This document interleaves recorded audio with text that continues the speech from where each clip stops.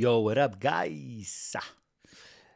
We're doing the Alameyo studio, not studio, project walkthrough. And yeah, this is our first original track for 2024. Actually, it's been working really good. Got a lot of support from several DJs. Funny thing is that when we when this track was finished, we was like not sure if it was good enough to get released, and then we actually sent it to Tomorrowland, and they wanted to have it, so we were like, yeah, why not? Let's do it. And after that, when DJ started playing it out, we had some other record labels actually asking if they were able to sign it, but they were too late on the ball, as we say in Sweden. Anyhow, this project is kind of, I believe it's got a lot. We got a lot to talk about over here, and as usual, I'll just go through everything from the top, starting with the drums. But this arrangement is, yeah, I would say quite good. But we'll come to that. So let's start off with the. We can start off with the drums.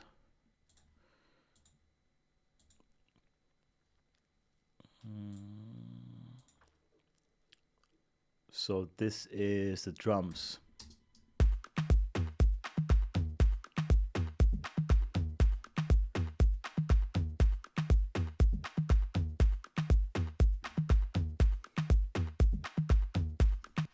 See if it sounds anything.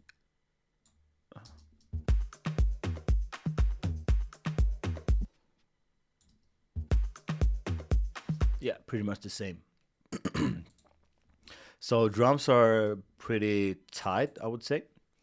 And let's start out with the kick. Sounds like this.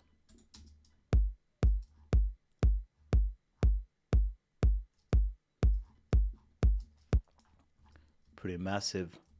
It's actually quite long, I would say. So nothing crazy going on here. Just cutting off some of the low end here wasn't really necessary. And also, sometimes if you don't make this cut, your track won't get as loud as it can be as well. So this cut is also made just to get more headroom, I would believe. And we have the toms over here.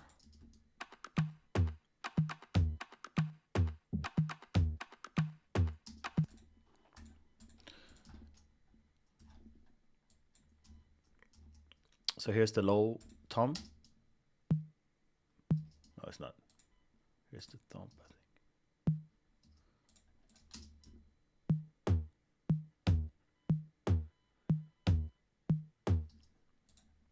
So you can already hear this pretty like clean sounds, and as you can see as well, not much processing, only EQ. So it kind of proves that your sound selections are like key when it comes to getting that nice mix down, you know. And let's see here. I think this. Let's see. Might be the same, maybe. No, it's not. But as you can see here as well, I've done some fine tuning on this one, and uh, when you're working with like lower toms, it can be quite hard to kind of hear exactly. So what I've done here is that I've transposed it like 12 semitones up, and then I've done the fine tuning because it's easier to hear, and then I'll just bring it back. So here, for example, I must have had it at 13, fine tuning 0, and then I started listening to it with the whole track, and then yeah, just gone back right here, and we have, yeah, as you can see, I brought in the percussion loop from Taliban's. I actually took the the sample kit that Oliver has made, and I just dragged the whole loop in. But as you can see here, uh, we I tend to not use like whole loops most of the time, so I'll cut it up in some places. Let's see the difference. And I've seen that some of you, when you sent like tracks to get feedback on, I can hear like the whole loop, which I wouldn't recommend. I mean, if it works, it works. But I would say like bring in the whole loop and then just cut it up like to fit your track better, you know. This, I think I said that one time, you know, with people just bringing in stuff from Splice, they can have like 3 or 4 whole loops on a track, and like, I, I kind of, I don't like when I hear tracks where I can be like, oh, that's that loop or that's a loop. But I mean, in the end, if it works, it works. You gotta work smart. This is just one of my preferences. You know? So this is the Taliban's percussion loop. Oops.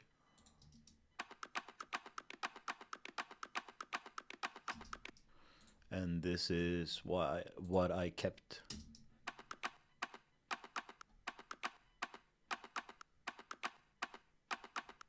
And I can hear that there's some clicking going on. Uh, like my first thought was like, why didn't I just drag that in? But sometimes those clicks, some very very few times, can actually do something for your groove. And as you can see, I've done the fade in here. But like when I listen it right now, like the first one here, I'm like, oh, I should have taken that off some more. Anyhow, uh, and then we have, let me see what this is, drum loop groove.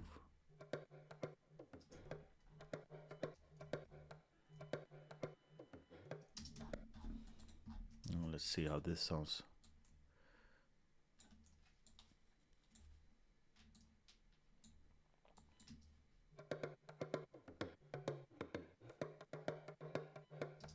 Yeah, so you can, as you can see here as well, I've just dragged the whole loop in and then just cut off what I didn't like, just to fit my beat more. And then we have this shaker. Let's see, just let's see if I'm just missed something here. 2, 3, yeah, here.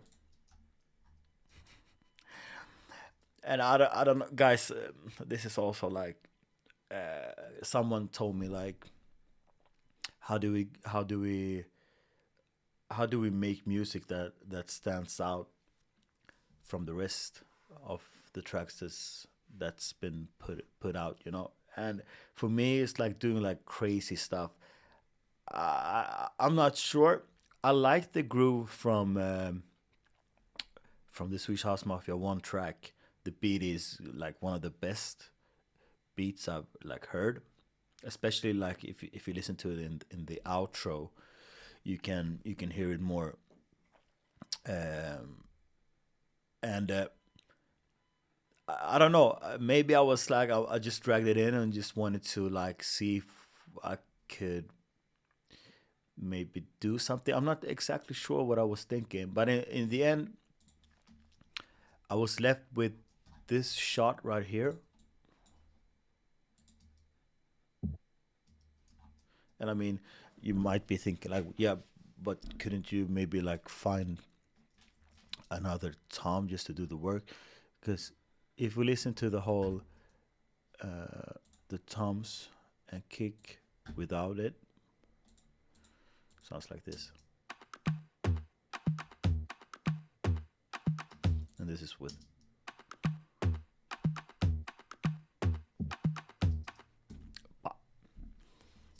That does something for me. Does very very much.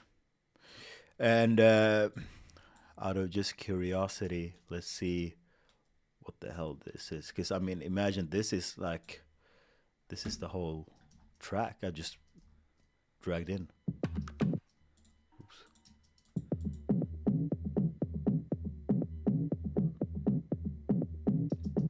So this is the part in the outro that I've talked about. As you can see, I've transposed it seven semitones up just to fit the key of my track. See how it sounds without.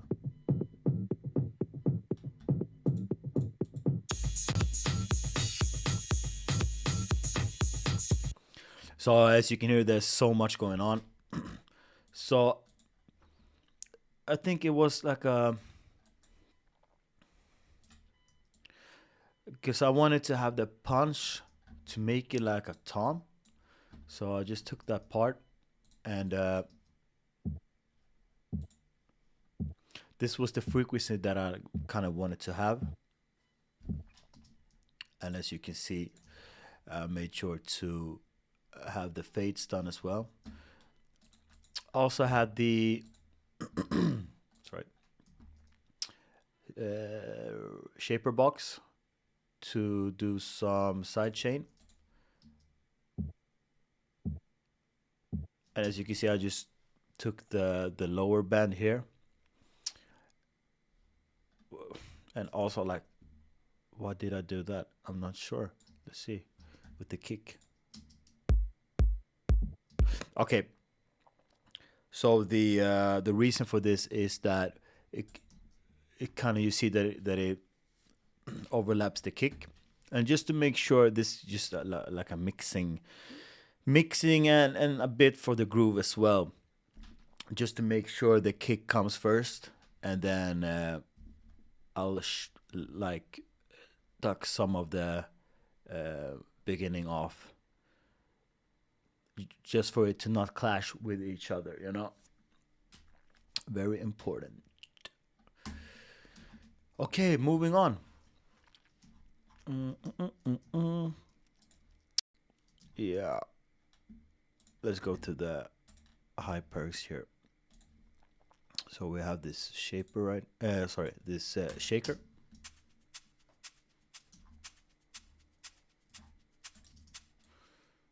Looks like I've. Okay, yeah, it's the same basically. Nice one, nice groove. I like the attack of the shaker.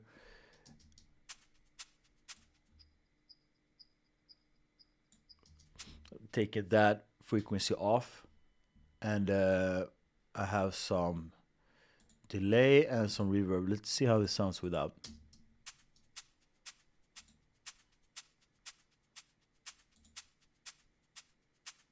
If you focus on the sides, you'll hear the difference.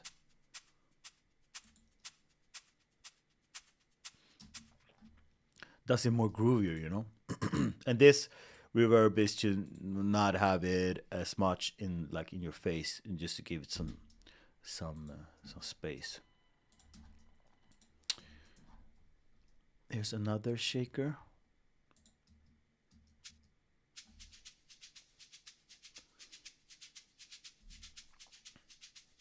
I think I took this one from a very old project. I'm not sure what track that was, but this is more like towards the end of the first like drop section, just to keep it more interesting. Yeah, I've just cut off some low end, and I think we got a resonance right here, right? I shaved off some highs as well. Like maybe I'm thinking right now, why didn't I shave off some of it? Because Sometimes, if you listen to this shaker here,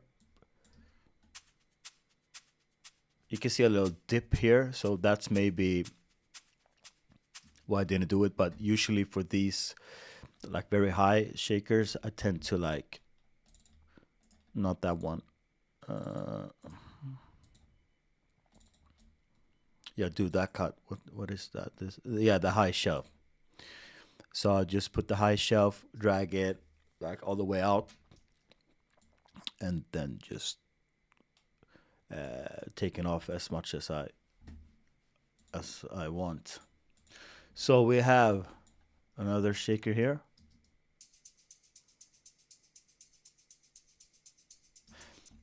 And another thing that you can do,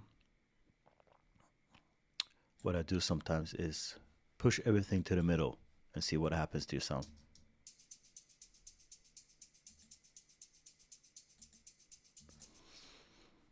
And this you can do with like all of your tracks, because I mean, this was more like a few years ago when most of the like speakers or sound systems that you played on, they were just mono. So if you had like some sounds, toms or whatever, have like way more side information, and if you use like a direction mixer or use, I can also use the, which one is the S1 imager from Waves. Sometimes when I pushed everything to the middle, everything died. The sound completely died, and then I knew that okay, maybe I have to look for something else. But in this case, I mean, this is just a shaker. We don't want it to be like powerful, nothing. Just to enhance the groove and keep it more interesting. All right. So let's check that again. Maybe we can do like this. Let's see. Let's take the hat off.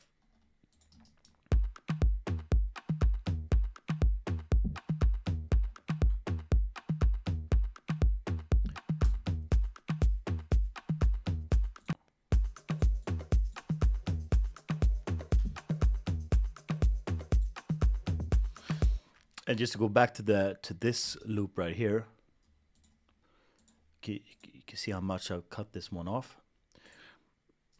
Because in this track, the low toms, quite make up the bottom end very, very much together with the sub.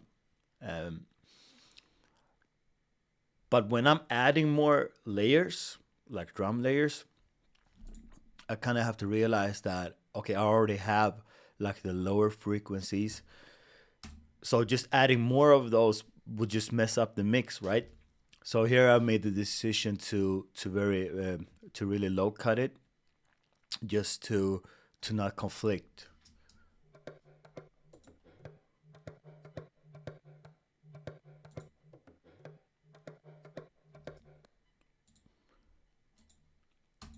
I think what a lot of producers make is that they make the low end very like cloggy, and it's just too much. And when you put the kick on as well, some guys don't like let the kick through enough. So when you play it out, you don't get that, like, you don't get that pumping feel from the kick, because everything else is just pushing it down, you know.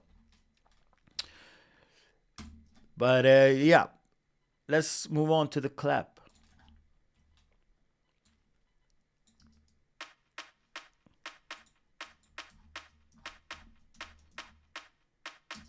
And the clap is in this track kind of aggressive, I would say.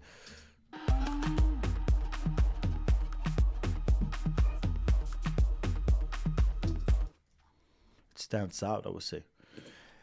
Let's see how it sounds without everything here.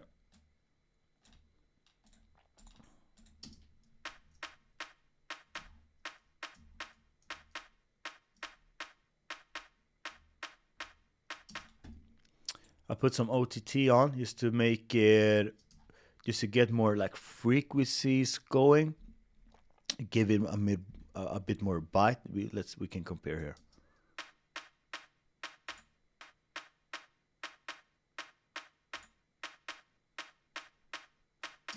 The top end as well is it's coming through very very well.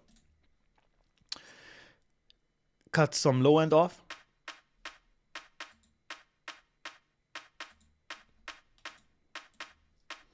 And here again, I mean, I've already done it, but I'm doing it again.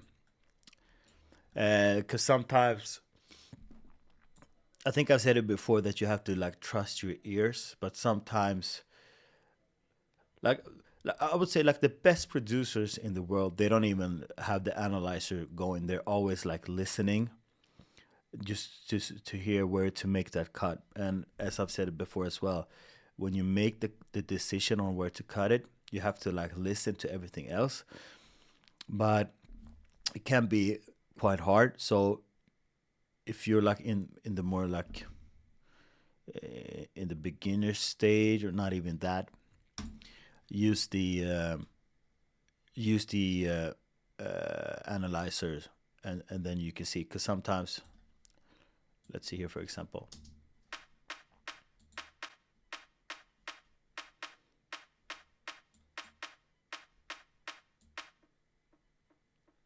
you can hear there are some low end coming off as well.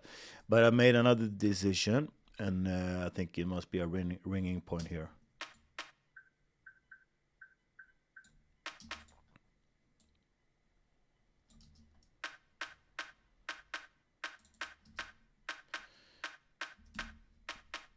Nasty one. And I taken off some high end as well.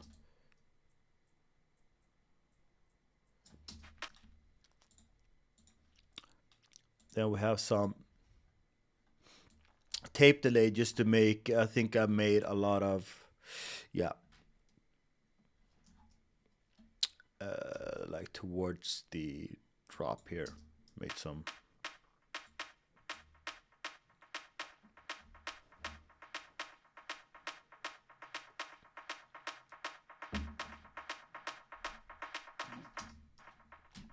Just to make it interesting and really help the build up. You can hear here.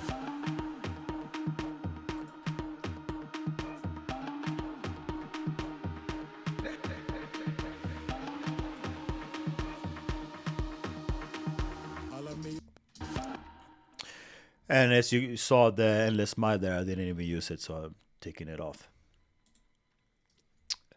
Yes, let's move on. Oh wait, maybe it's is that all the drums? And yeah, to be honest, I mean, I would say that there's not that much going on, but sometimes this can be everything that you need when it comes to drums. Yeah, and just before we're moving on, just wanted to go back to one thing I said, and that is like, for these tracks that are like really depending on the lower end, always check those like vital elements. For here, for instance, it's the drum bus, and check how your mono signal sounds. So this is how it sounds like without anything, like with both mono and stereo. No, sorry. This is how it sounds with both. And I'm gonna A/B in it for you, and like really listen to the punch, if it disappears or if it's still intact.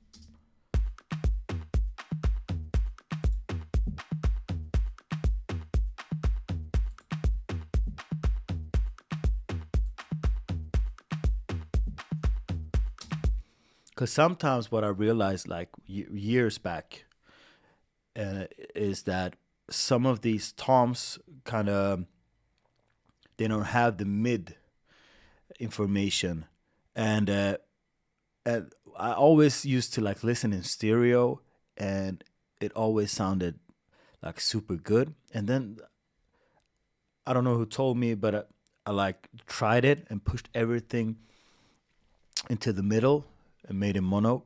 And I realized in that track, particular track, it fucking died. And I was like, wow. Okay, so that was like a super wake up call for me. So this is why you like always should just double check if you're bringing in toms that you know is gonna add up to your groove or it's gonna make your groove. Make sure to check if they have enough mid information. Yeah. So now we can move on to we have yeah we can go to the break. Why not? So we have this lead here from Avengers. Oops.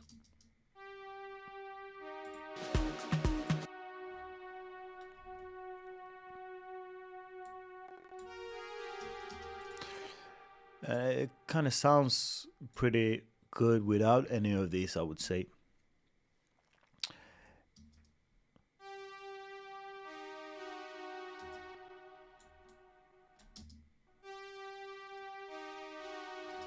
I can barely hear like in the headphones any difference, but what you can see is we've done some just dipped out some frequencies that were peaking. Just to, I think Oliver used this one just to get some more frequencies out, I would say. And I kind of, if we're going back to like the arrangement, I was struggling a lot with this breakdown because I felt I felt for a very long time that it wasn't enough. It wasn't interesting enough. And last week I spoke to, I had a call with Night Freak because he's playing this track in every set, and he told me that he thought that the arrangement was perfect, that it doesn't get like boring at any time. There's always something happening.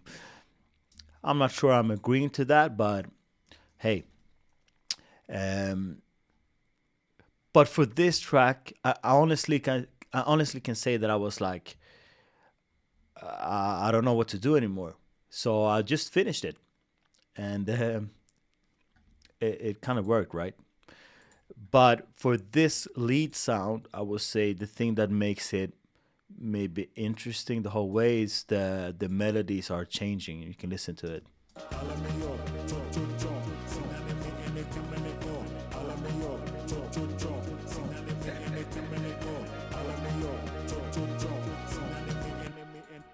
Just that. The harmonies, and then we have.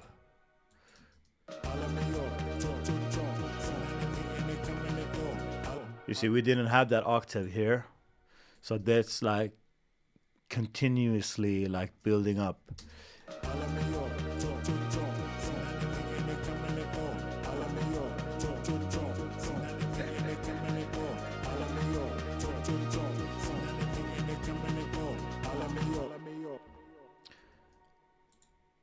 Yeah, enough said of that. It's very like uh, what's the genre?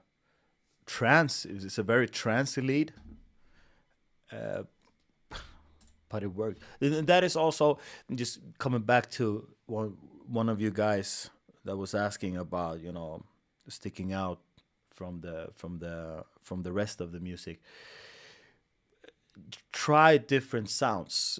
You can listen to like Afro House music and be like, oh, I'm gonna use this from this track, but somehow it's better to use something that no one has tried before, if it makes sense, just to keep it fresh and you bring that new vibe to people.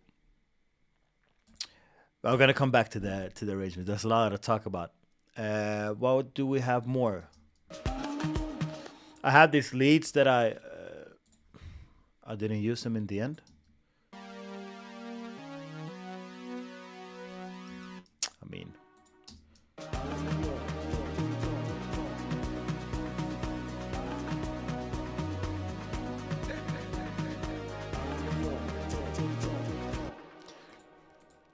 kind of cool maybe to hide the mix, but the notes in the melody didn't make, it wasn't good enough.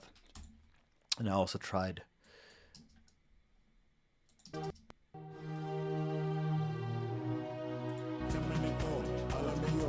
the strings, but it didn't make the cut as well. Sometimes, guys, less is more. What do we have? Yeah, this is, what is this? It's the same melody from the euphoric lead.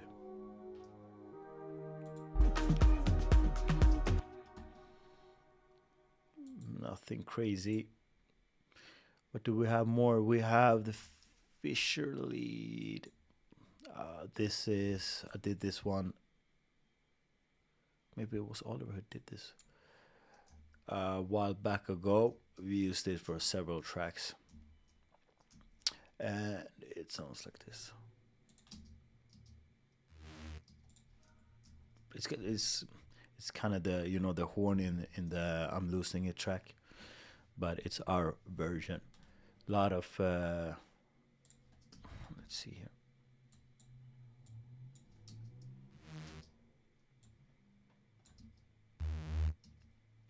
Yeah, as you can hear, there's been a lot of let me see, taking off the mid here in the lows. A lot of EQing, and just to make sure, I think we have some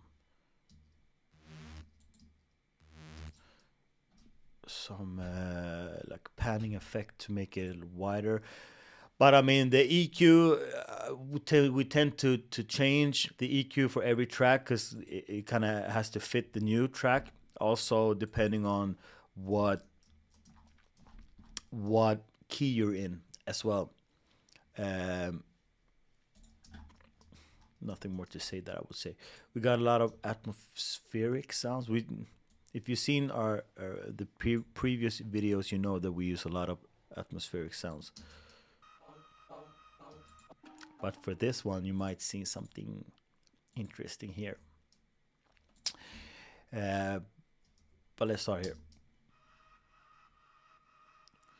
So as you can see, this Atmos is like going through the whole track.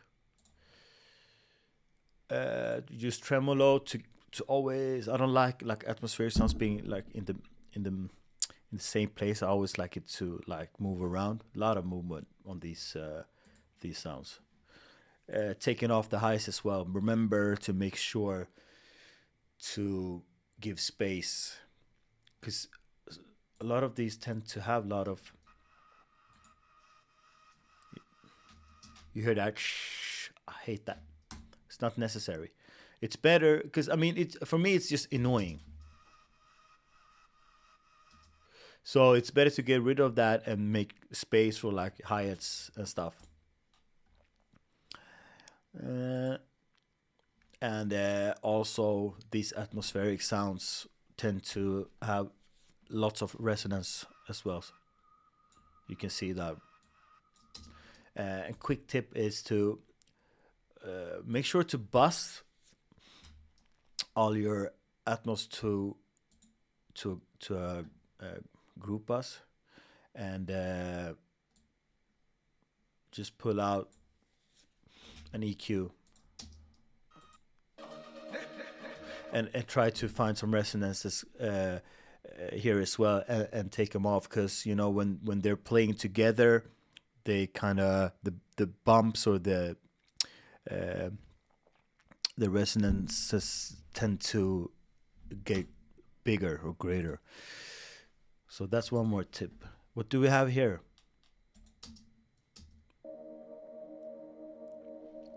I mean, the EQ always kind of look very similar. So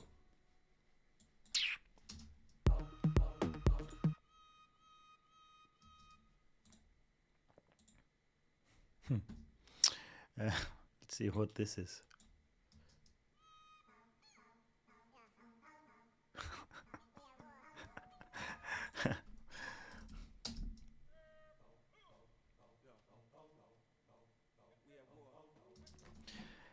Uh, don't ask me why I did this. I have no idea. This is just things that happen while you make music. They're really like beautiful stuff.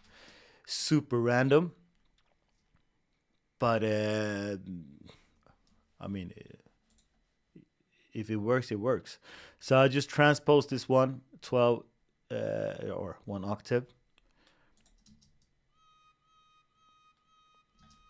and gave it some movement, and also I pushed it back in the mix with reverb. But this one goes through the whole track, all the way. I haven't even done no like gain automation. It's the same. And it just gives the track some movement, you know. Next one.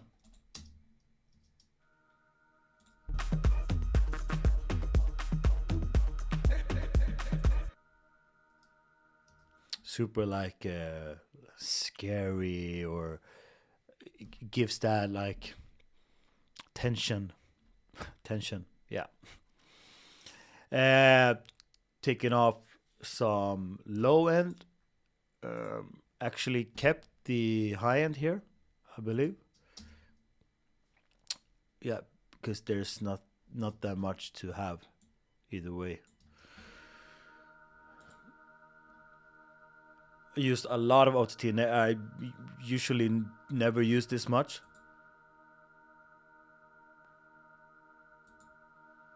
But this is to bring more of the highs up. Makes sense because as you saw here, we don't have that much, and you can see the peaks are very like up here, and then it goes away a bit. So what OTT does? Let's see what OTT does here. Look at this.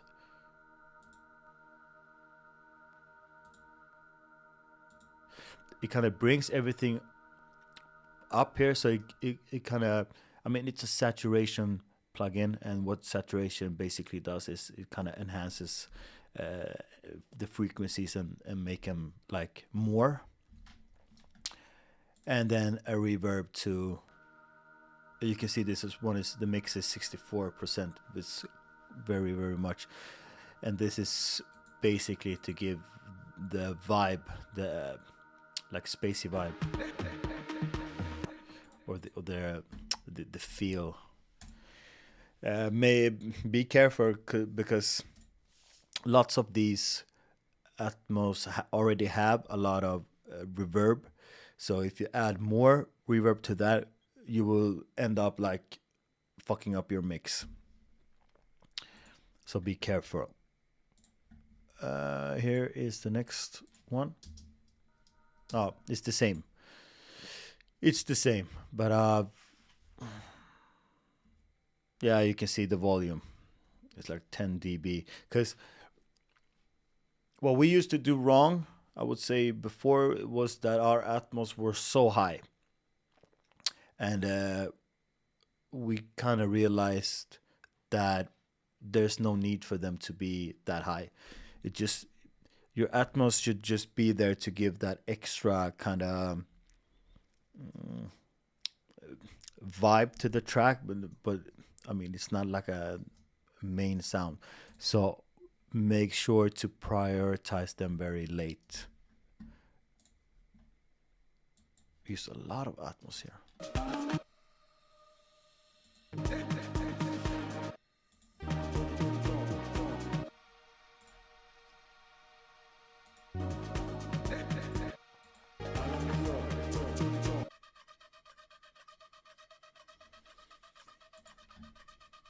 Some movement here as well. And I mean, here's the last one. To give some like crunch movement as well. If you listen to this breakdown, if I take the Atmos off, it's like what the fuck happened, you know? So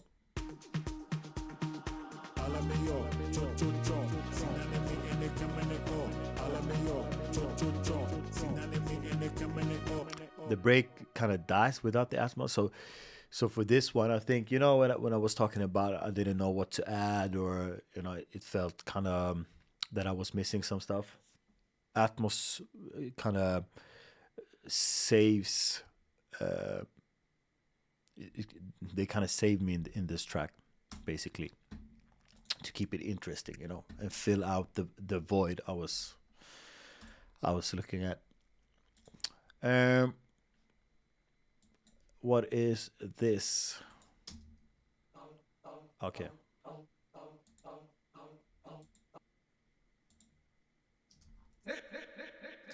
Okay. Let's take this one first. If you haven't heard this track, I would say that you're probably quite young. Uh,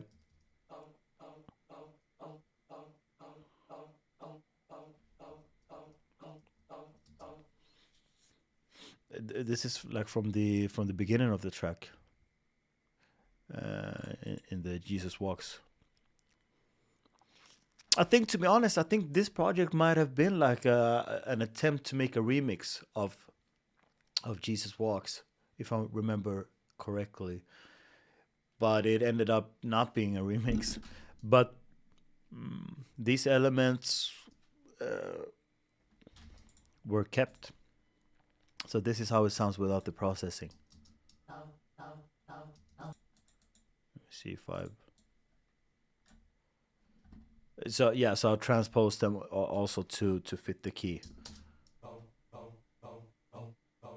And just to...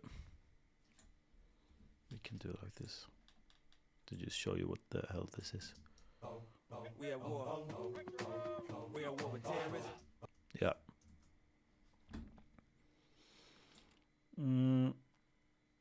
But I just took that one bit.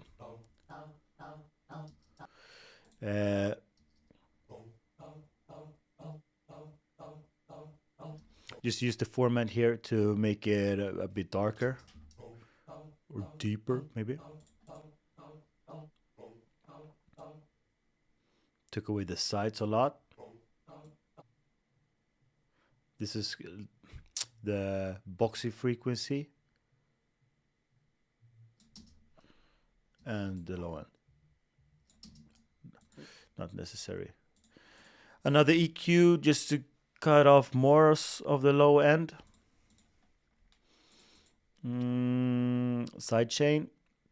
Because this one is pumping on the kick, and we can't have that.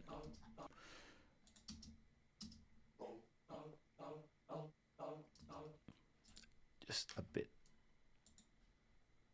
Endless Smile to make some...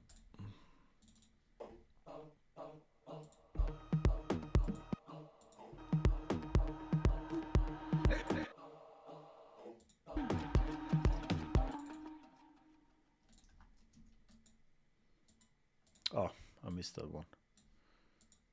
Oops. Yeah. Some more resonance peaks. Boxy.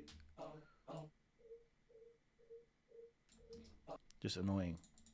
And one more. Might have found another one here.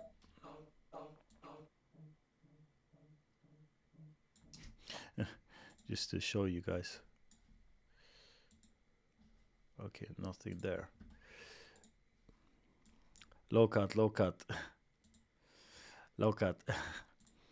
But I think I've said that one before.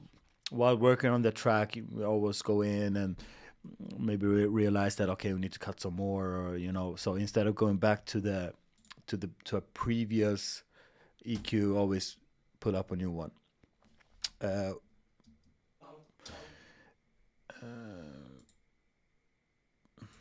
Yeah. Okay, so the next one is kind of big. I can't recall how this one happened as well.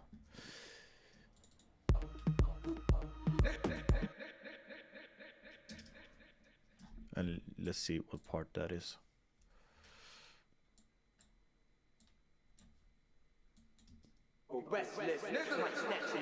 Nigga! Yeah, we can have that in the track, right? So I just took the first part, and the thing that does it interesting is the delay here.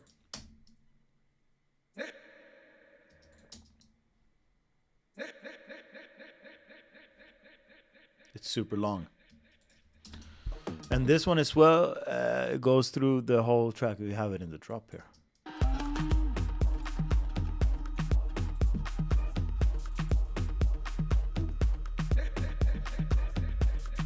It's very like in your face. You can hear it super clear, loud and clear. But we did have like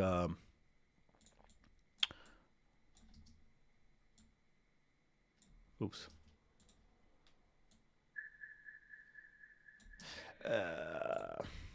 I would have maybe done this today because it was really annoying.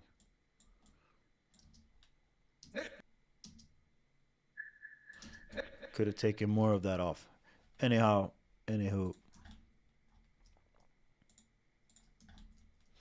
Use some more from the Kanye track.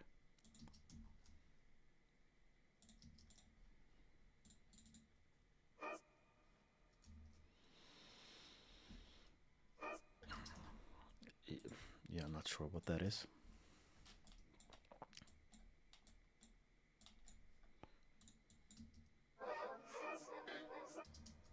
Super random as well. I don't know if you even can hear it.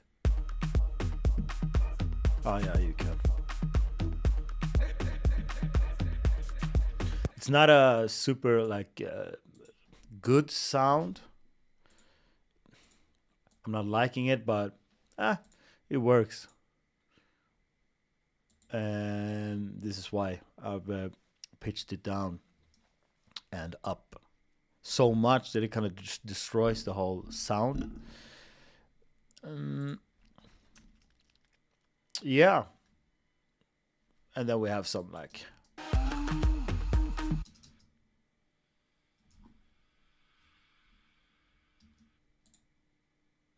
is that the same?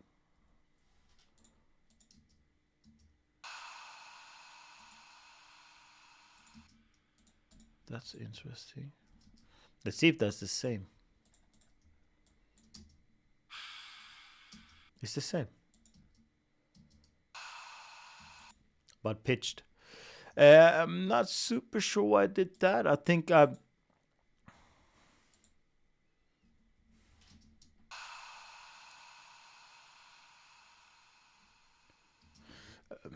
yeah. Let's move on. I have no idea, guys, why I did that.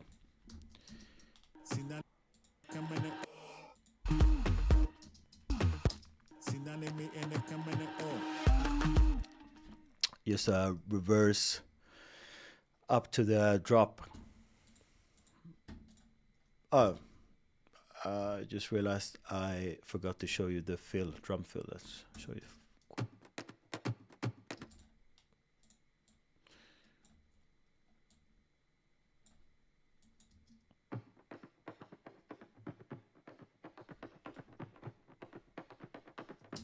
The super Indian loop here. They just cut up just to make up as a fill. Nothing. I mean, it's super basic, but it works. It works. All right, let's go to the next sound. We have this ARP right here.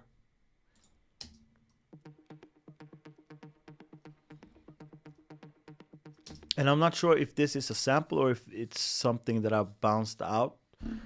But it sounds like this without any processing.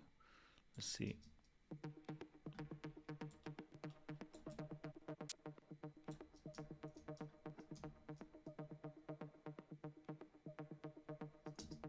Okay, let's see what happens here.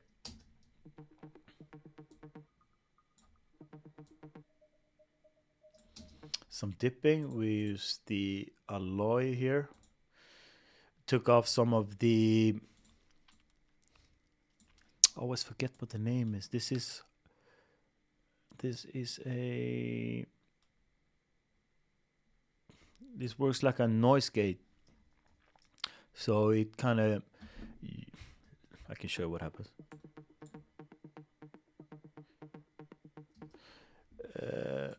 It kind of removes the sustain, so it just kind of makes the attack stays, and but I mean, in between those hits, there are some information that I felt like I don't. It's not necessary for it to be there. But at the same time, if I take it off, if I take everything in between off, it kind of feels unnatural. So I have to find like a balance between there, and I ended up here.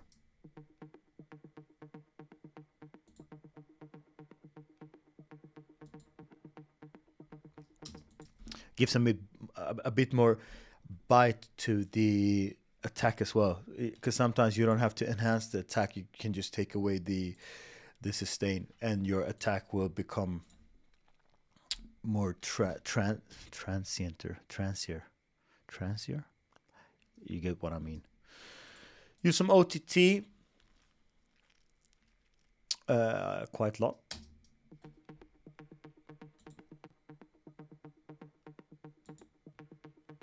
And here you can hear the top end is coming through. Sounds very, very different. Some decapitator to saturate.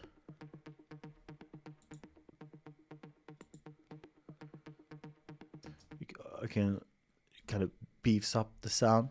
Also give the top end some more, and the inflator, the saturation tool. So this is magic, but be careful with how much you use.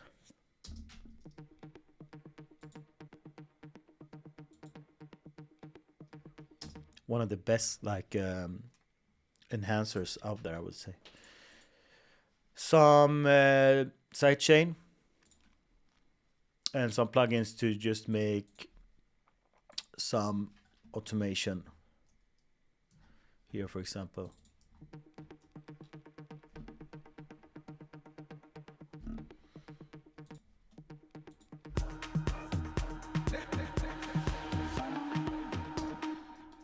And all these automations are things that make the track interesting.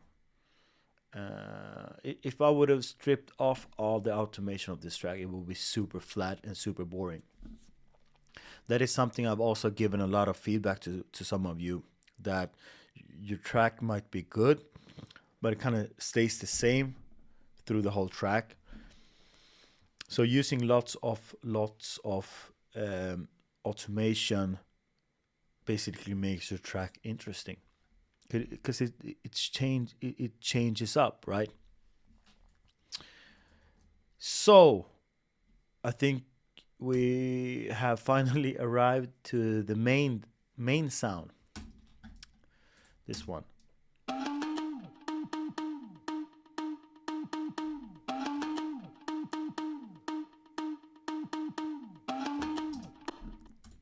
And I think this sound is what makes this track so popular, if you can say. I haven't heard one of these sounds before in an Afro House song. And I really wanted to do something with one of these drums. And unfortunately, because this from the beginning is a sample that I've taken in another project, and I did some crazy like pitch stuff. But I can't find that project, and I really wanted to show you guys. So we'll just have to work with what we have. So the full sample sounds like this. But unfortunately, it's not the original sample, right?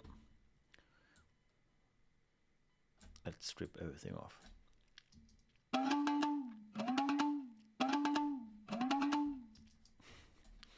And I made it into this.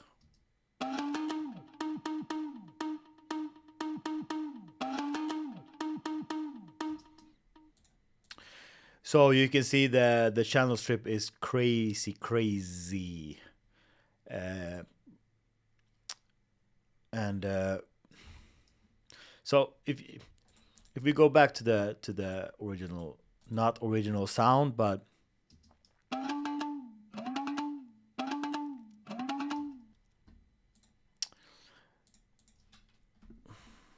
me see.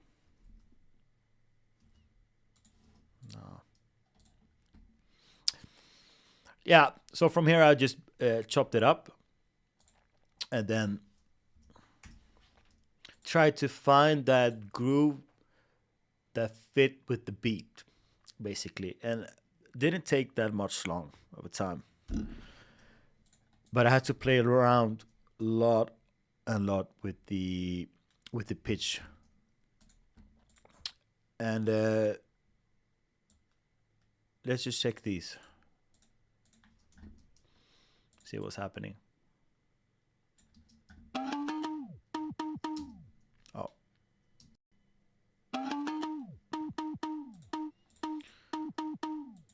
so low end off firstly, OTT,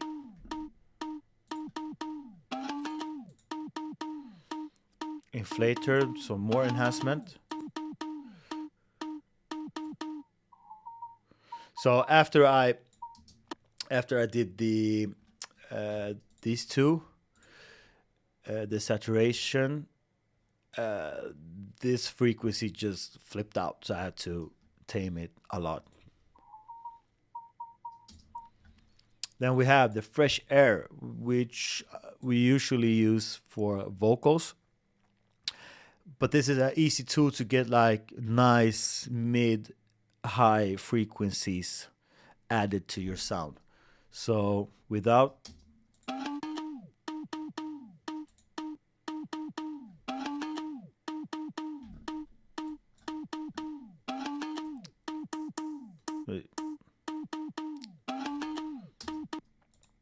just to, because I mean this sound in the track is super main, right? So it can't be, it has to sound kind of full in some sense.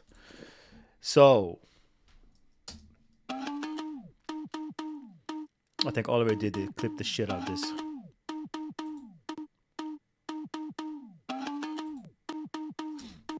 Because the sound is very like frequencies go, there's no control in this sound. As you can see here, for the instance, this peak right here is going out of nowhere. And by clipping this as well, you can kind of distort it at the same time while having control of your peaks.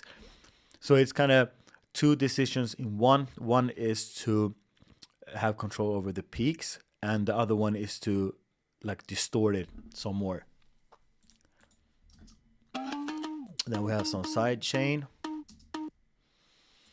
We have endless smile to do some automation.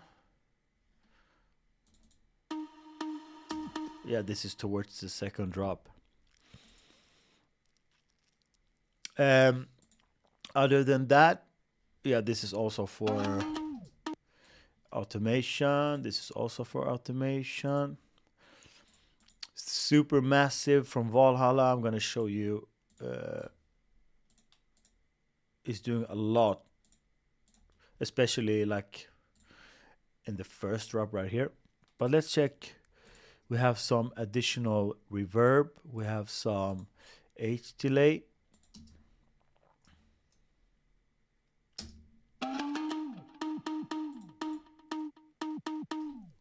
You hear it's super dry. So reverb. And you might be asking, why did you use the send effect? Yeah. As I said, we wanted this to be like super in your face. So if you use a send effect, the dry signal stays there, and the reverb like works. It's like just additional to it, doesn't affect the in your face type of feel. It would have been a difference if I took the reverb and put it right on the channel here, then I wouldn't have that in your face feel, or instead it would have been like more back in the mix, which we can't have. The delay is doing very much as well.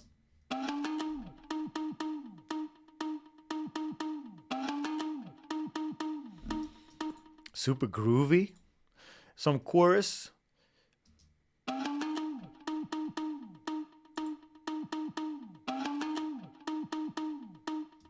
Just to make it a bit like wider as well. And the faturator.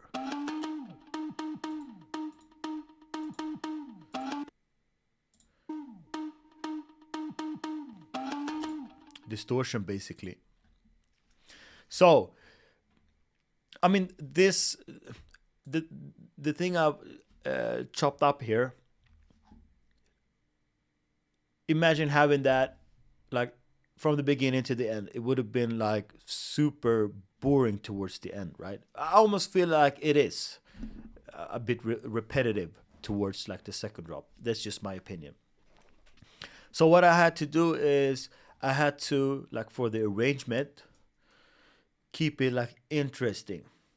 So that meant that I couldn't use the whole thing through the whole track. So I had to like chop it up and kind of maybe tease people into like showing what is coming.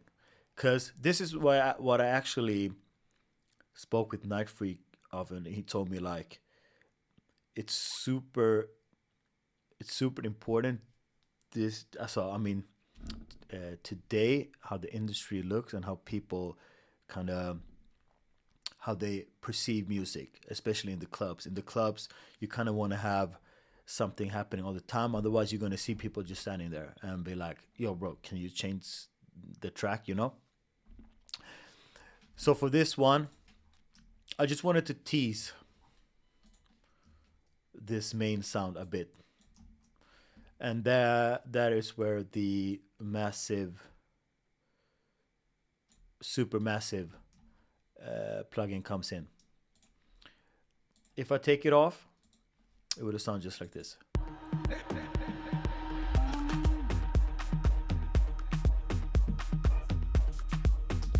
But now it sounds like this.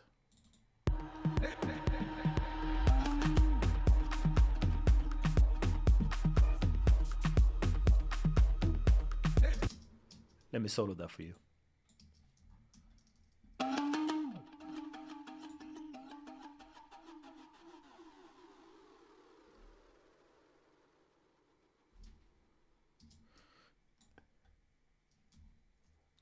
Yeah, and here I really wanted people to hear what happened, so I also gained it up.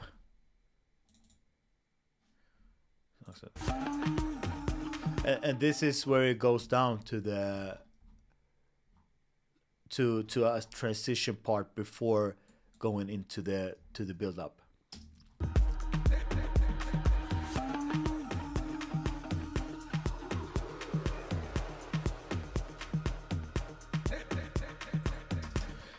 For me, super interesting, you know, and you can like create that with really super easy plugins, and you just have to be creative, you know.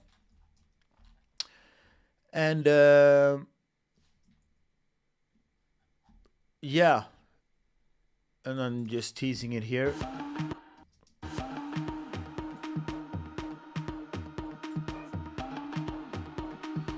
Having some high cut, building it up. Alameyo, cho cho cho, sinaneme ene kamene o.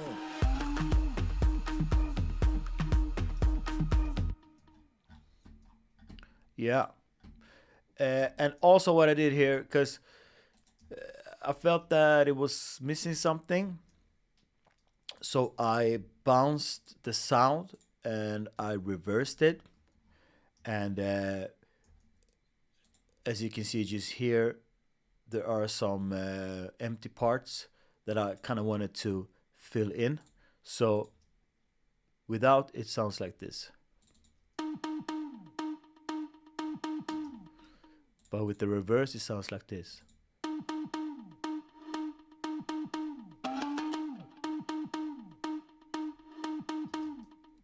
So more interesting. And also,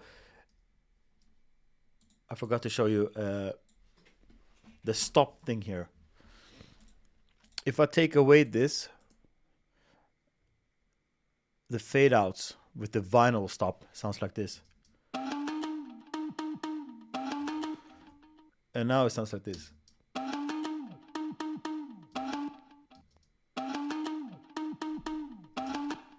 So those stops make it like, I can't explain exactly, but for me it sounds super nice.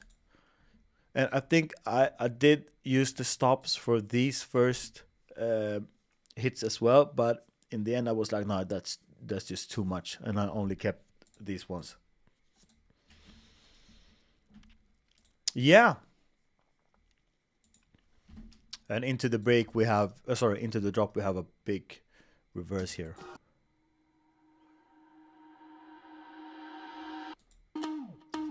And this one is also made from the original, the main sound. Next up, I had a like white noise playing the same notes as the main sound.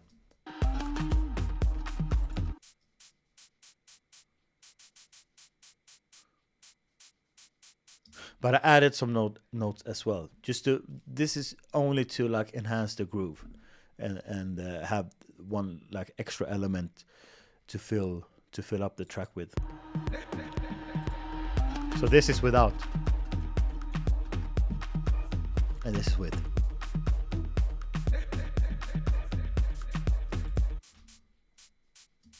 And maybe you can hear that I've used delay to get some movement and give some extra to the groove.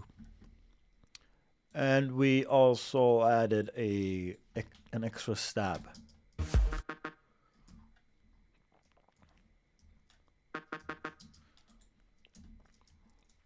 And I've layered that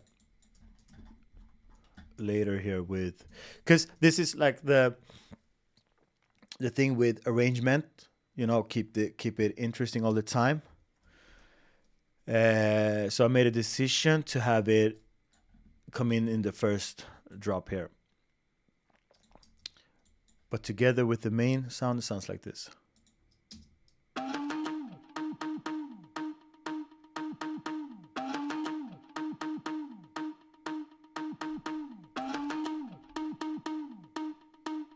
And the thing is, the main sound has really good like attack, but it's kind of in a specific like frequency spectra, and this one makes this spectrum like even wider.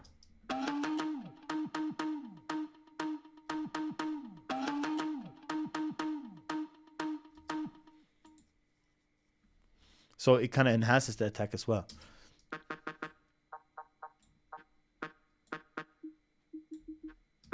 So this is how it sounds without the EQ.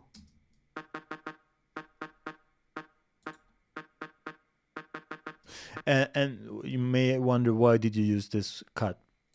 This cut is to make space for the main sound. Let's compare where they are.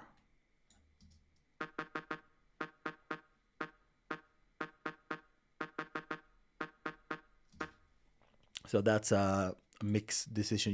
You don't want to have, because they're playing the same notes.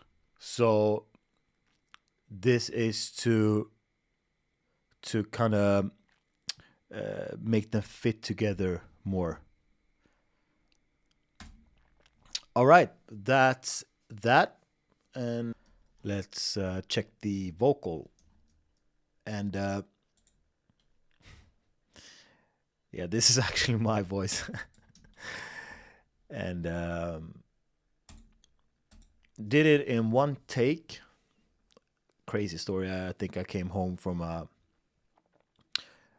I was at this party and I was super drunk and I just came home and yeah, this is what I made. And I mean, there's no like, there's no hiding that this track is kind of inspired by the Wakanda movie.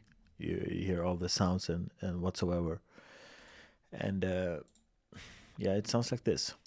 Alameyo, cho cho cho, sinaneme ene kamene o. And to be fair and to be totally honest with you guys, I have no idea what the fuck this means. I just did something out of inspiration, and it kind of follows the main melody. You know, da da da da, Alameyo, and I did the part in between just to like fill it out.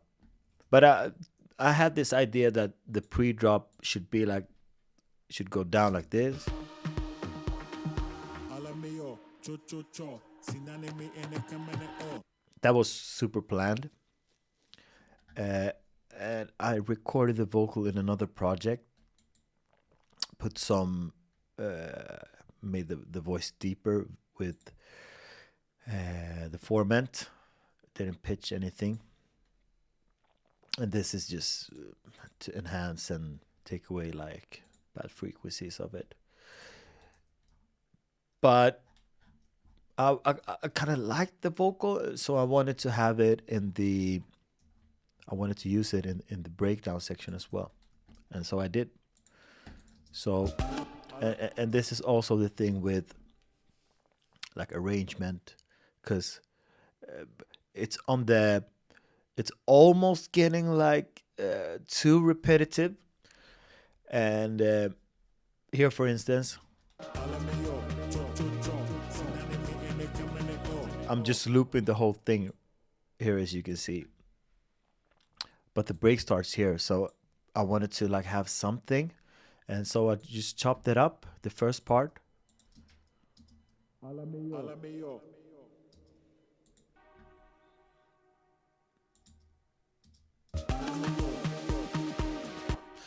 Okay, it can be that the tape delay isn't routed to the, to, suppose, or maybe just must have been a bug or something. Anyway, I'm just chopping it up, and the next one I'm actually pitching,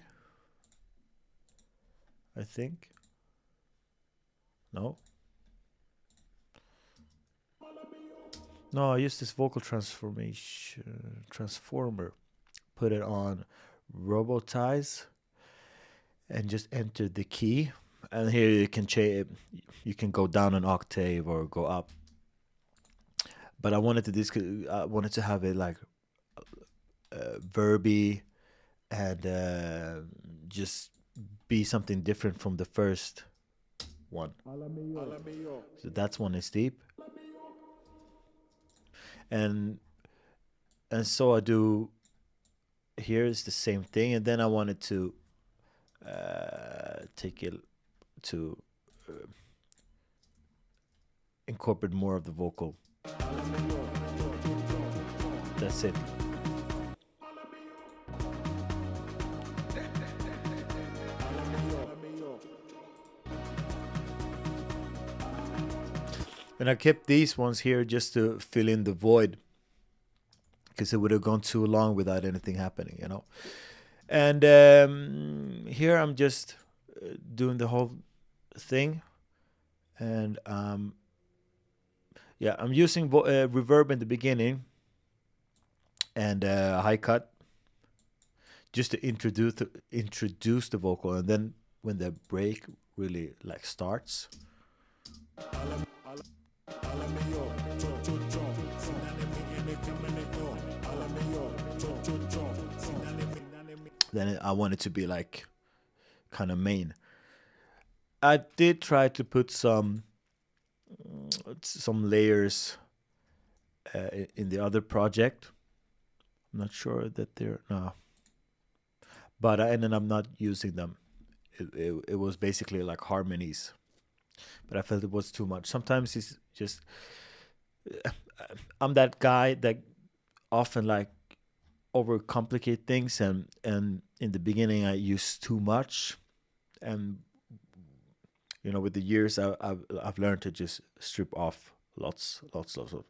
But I mean, I think it's easier to have more in the beginning and just take stuff off than having less and then trying to find what more to add, and just building. It's just building the whole way.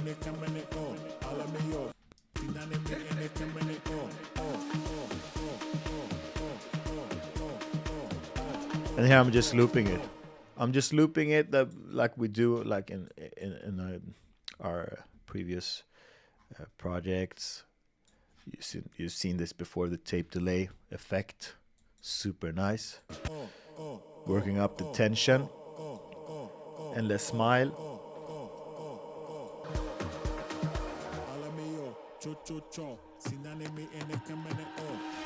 And this is also the reverse to the actual vocal. Alameyo, Nothing crazy going on there. And then we have, oops. I'm using the vocal later on in the drop as well. And and then we have some just basic downlifters, impacts. Here is a weird reverse. Let's see what that is.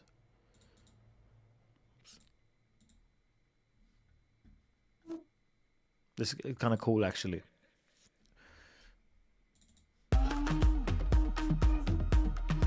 Ooh. Groovy. We have a reverse here.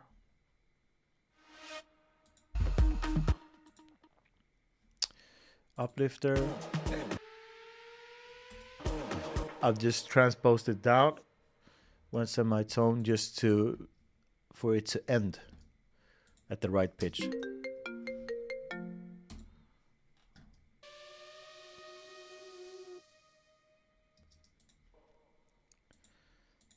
I'm super picky about pitch and stuff. It has to be correct. Here we have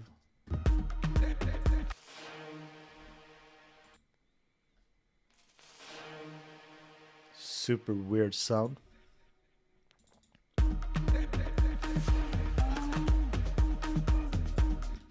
Another riser. Super like progressive house stuff, but it works. I wanted that in the sides, taking off a lot of high end. Because I mean, listen here.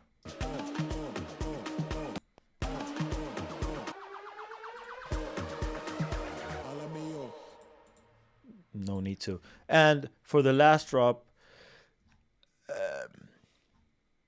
I wanted to do something different. Otherwise, it would have been just like the drop over here. So I added this ARP.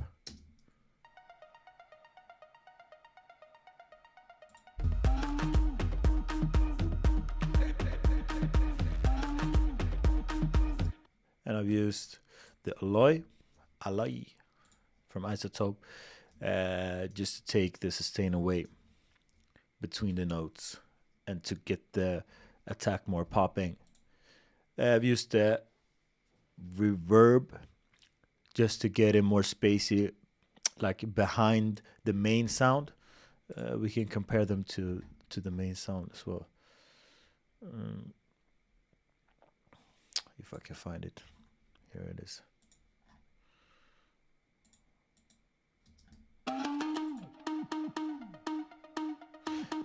Let's say I take the Valhalla away.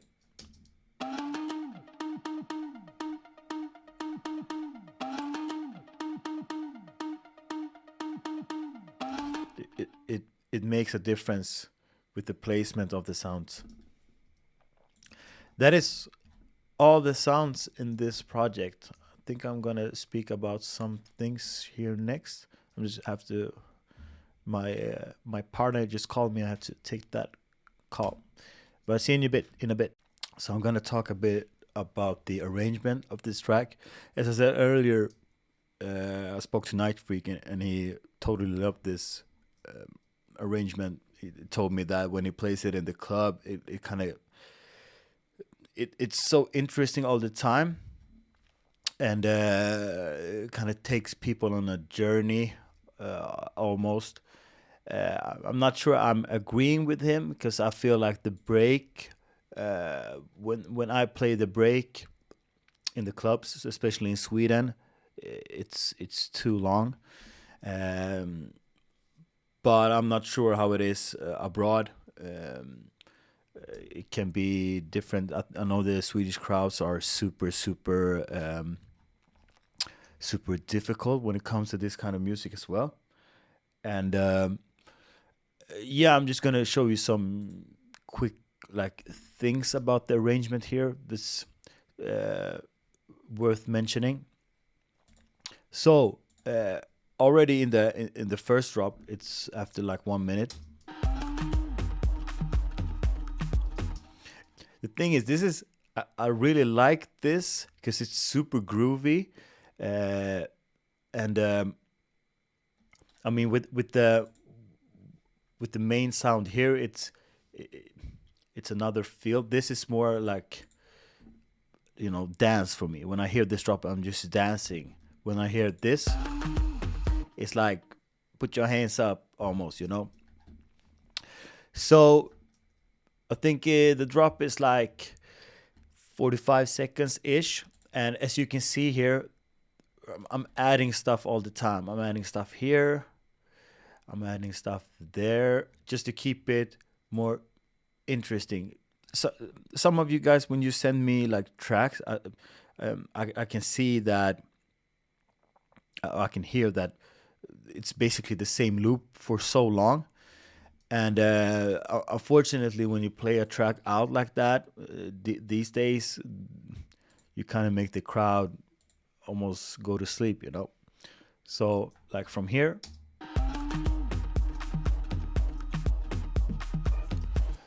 to here with the stab thing, and then here, more like drums, more hats, keeping it interesting with the main sound, with the super massive, just some weird sounds going on. And then after that,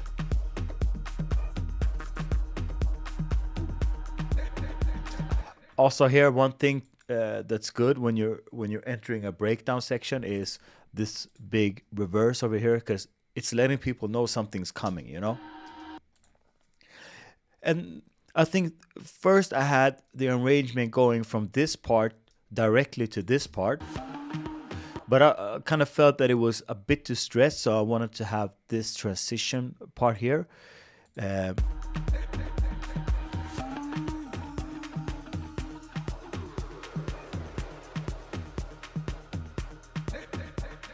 just to breathe a little bit.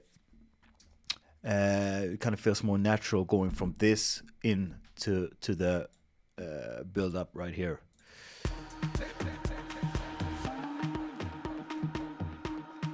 So here I'm taking off some energy in the form of the sub, and shakers off, and here I'm really starting to I'm taking down the energy and starting to building up the energy as well. Sweeps, etc. Alameyo, cho cho cho, sinanemi ene kamene o. So my mindset from here is, okay, this is the drop. My intention is to keep people dancing the whole time without them being like, oh, okay, now I'm bored, and maybe they'll go to the bar or whatever. So for me here, it's like I have to do everything I can to keep it interesting. So that means usually in house music, every like 15 seconds, you have to introduce something. And you can really change up what you're introducing. So often it's pretty basic to add some drums. So as you can see here, I have a loop, shaker loop, uh, and I'm starting to already here. I'm starting to introduce the lead sound from the breakdown.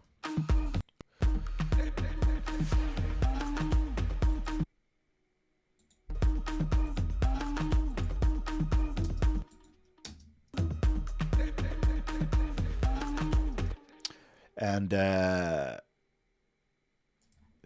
yeah, I'm just having the cutoff, sorry, the filter going up all the way, and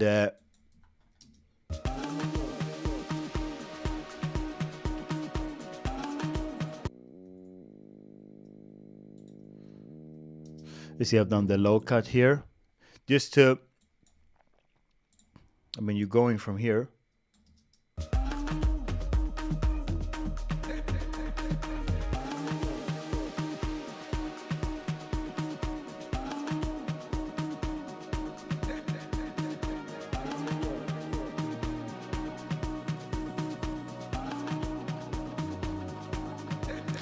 Let's say I started with the bass wide open here, then I would have like had to have more stuff happening later. But now I'm introducing it by taking down the low cut, as you saw here, all the way here. And in the break section as well, I'm having the kick all the way, because I've realized when I play stuff in the club, if I don't have that kick drum, then people don't know, they don't have an element to dance to. You know, when you have a kick, you can have only a kick drum.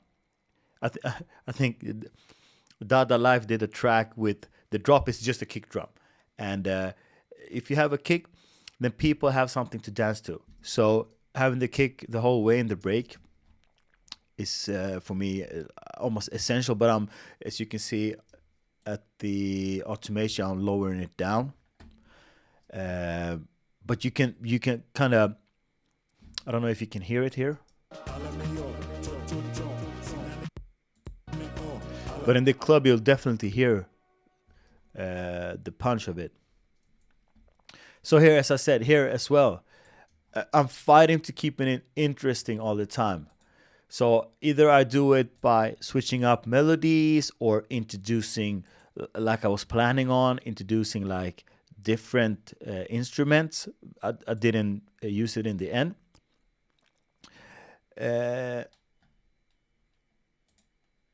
Let's see, I have this thing here.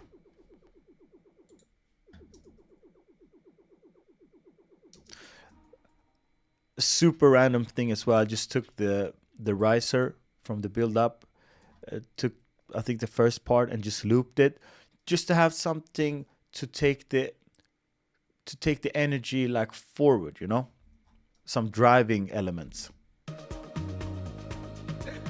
This is without. It's in the background all the time. There's like subtle elements that you really have to focus to hear it, but it does things energy-wise. And we have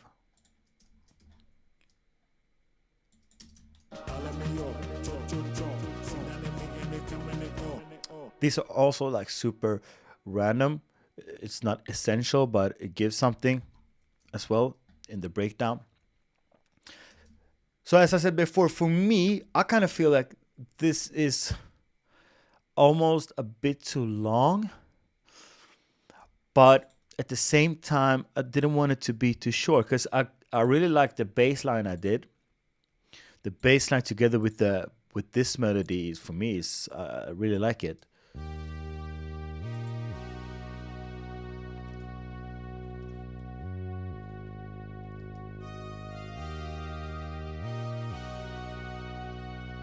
It's kind of big in some sense, mysterious, you know. So that is also like arrangement wise why I felt that I needed the ARP for the last drop, because otherwise it would have just been like this drop right here. It would have been basically the same.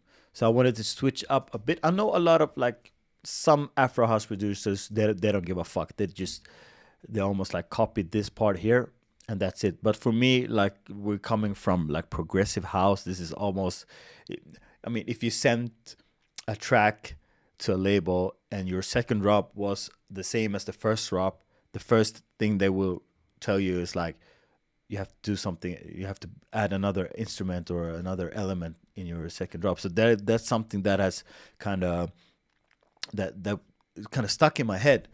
But for me, it's all about keeping it interesting.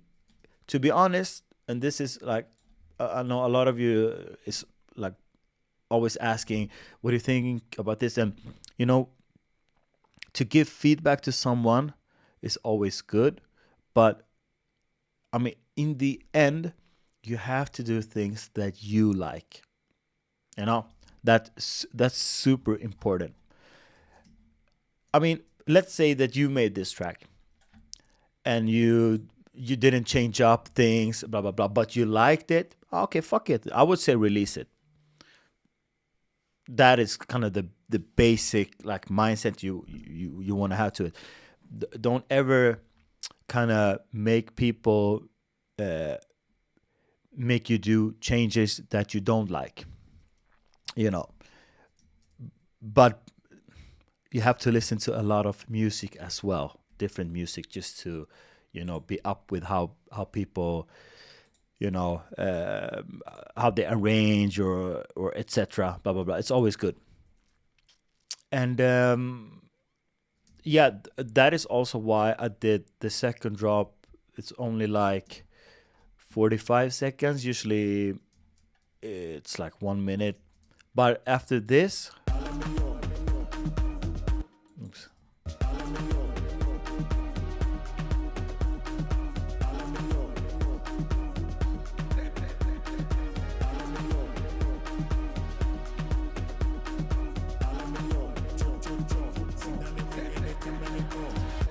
And just for this section here, I brought in the a cappella or the vocal again, just to have everything played together. And after that, I kind of, when I produced the track, I was kind of like, that's enough. There's nothing I can do like here if I wanted to extend the drop. There's nothing I want to add. And I kind of feel good with how it is. So I was like, fuck it. I'm going to go to outro here. And so I did. And it doesn't have to be more difficult than that. So yeah, that's just the arrangement of this track I wanted to show you. I forgot to show you the sub bass. And it's just a simple sound wave from Diva. Nothing crazy.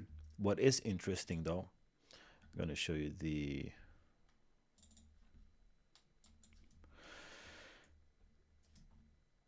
it's just these notes. Simple. With some pitching. Yeah, so here.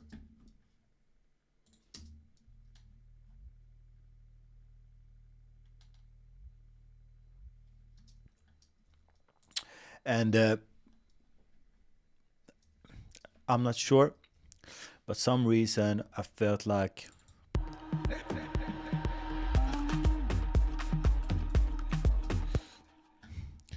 I wanted to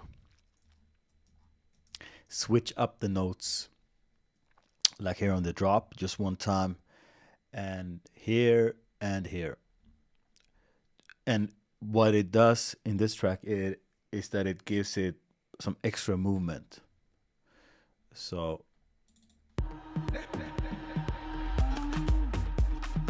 we kind of room, you know, that room effect. And I didn't want to do it too much, so I just kept it in some parts.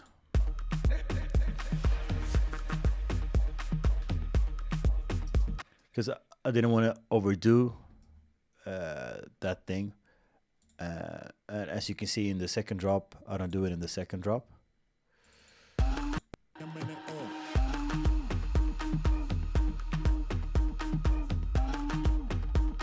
Because it gives, when it comes here, it kind of changes up the whole thing in some strange way.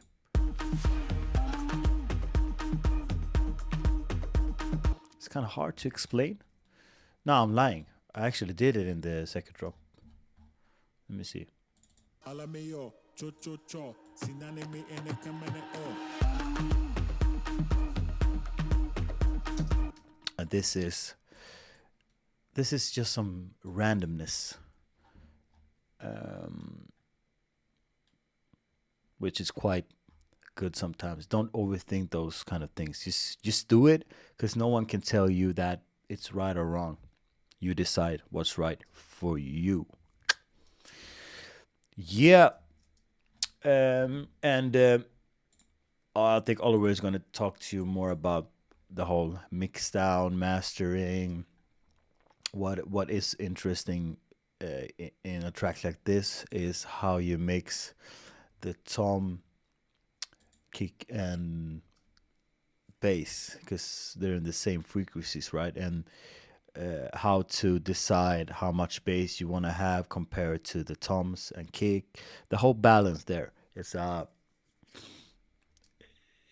really interesting. But I'm leaving that to Oliver. Other than that, if you guys have any questions about this project, feel free to ask me on what's it called? Discord? Yeah.